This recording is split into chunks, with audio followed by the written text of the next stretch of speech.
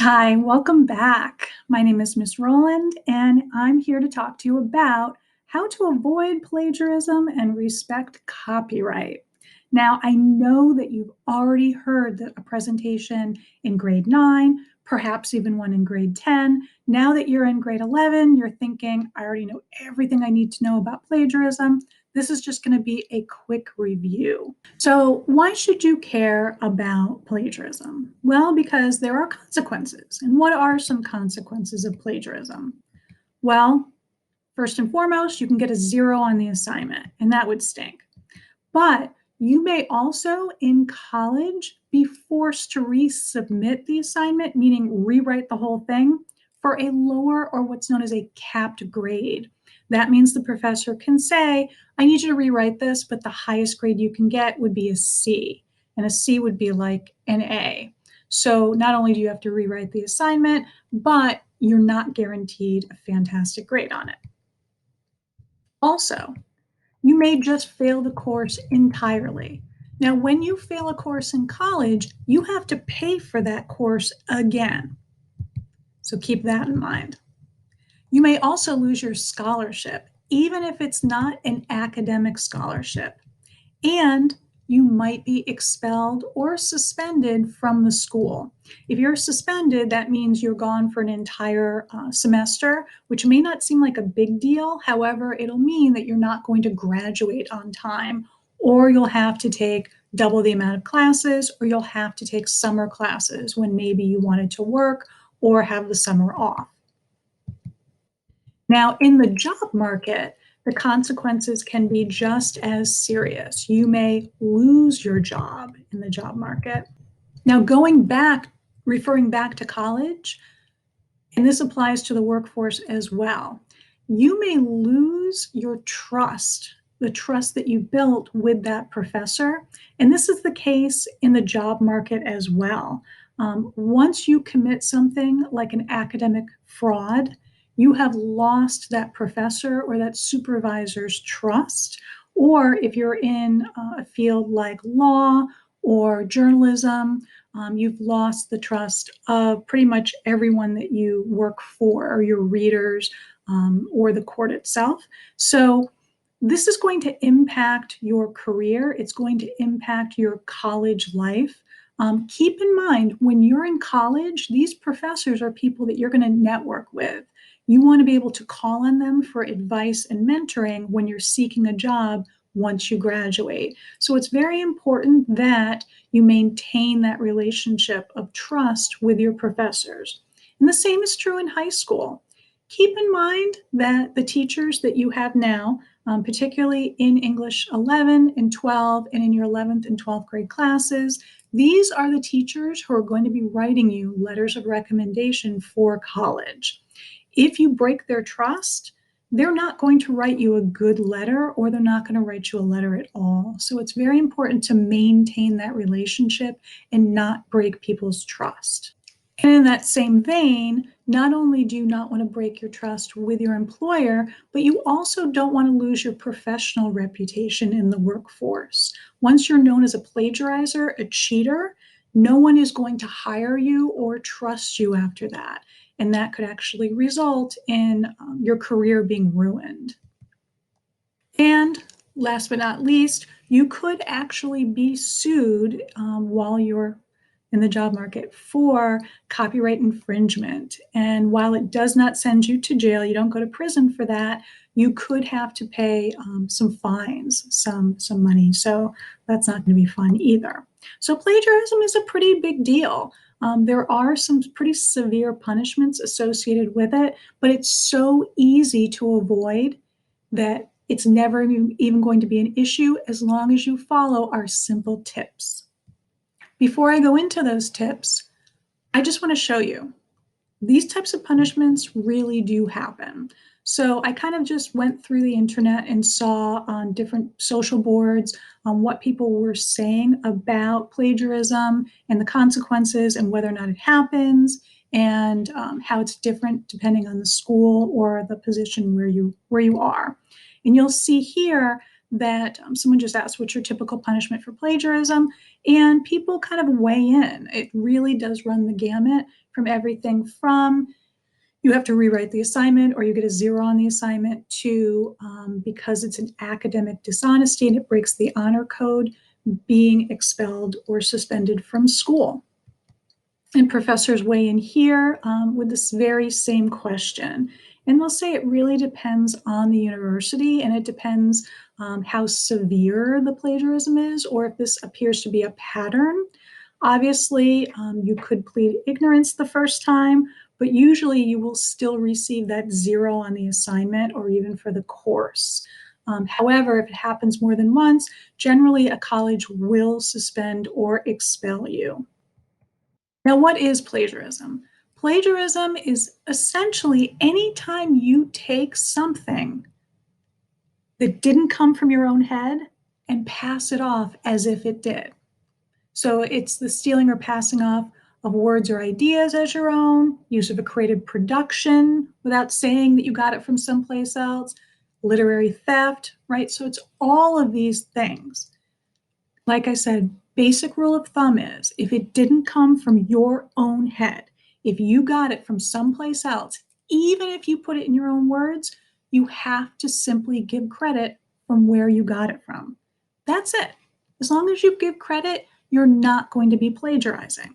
Intellectual property. So intellectual property is any property. It has to be something physical, it has to be written down. It can't still be in your head, that comes from original creative thought. And it's everything from artwork and photography. It could be music. It could be choreography. And it doesn't have to be good. You have intellectual property. I have intellectual property. It's everything that we've written or created. So it could be that awful sculpture that you made in 2nd grade. It could be that poem that you wrote in 7th grade and you read it now and you're like, oh, this is awful.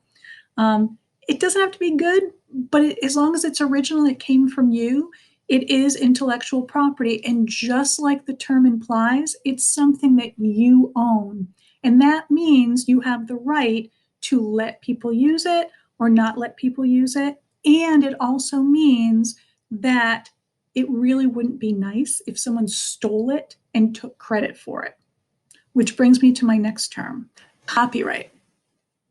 So copyright, well, think of it this way. If intellectual property is the thing that you've created, copyright is the protection of that thing to keep people from stealing it, from taking credit for it, or making money off of it without your permission. What's really interesting is everything that's been created, any piece of intellectual property created after 1989 automatically has copyright protection. However, if you do create something of value, if you write a book, if you record an album, if you create a clothing design that you know is worth money and you don't want people to steal it, you can file what's known as a copyright notice. It costs about $50, but it's something that protects you and it makes it easier if you need to sue someone and recuperate money, get damages for them using your stuff. It's easier for you to sue them in court if you have that copyright notice. But in general, everything that's created has copyright protection. So anything that's on the internet isn't kind of a free-for-all. I know that people sort of think, well, if it's there, I can just take it. Not true. Everything that's on the internet is owned by someone. Keep that in mind. It's all intellectual property. And the one way that you can respect copyright is by giving credit to the person that owns it. How do you give credit? 3 simple ways, 3 simple steps.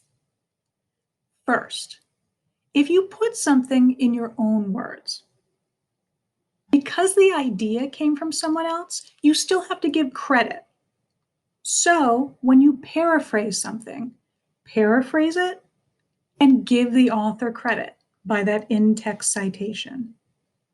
What if you want to take something word for word? You can do that. put quotation marks around the original text, and then give the author credit by using that in-text citation at the end of the quotation. Last but not least, create a works cited page, or in sciences, it's called a references list, of all of the sources you used in your project or paper. That's how you're going to get your in-text citations, and it covers you. It shows that you're giving credit to those sources.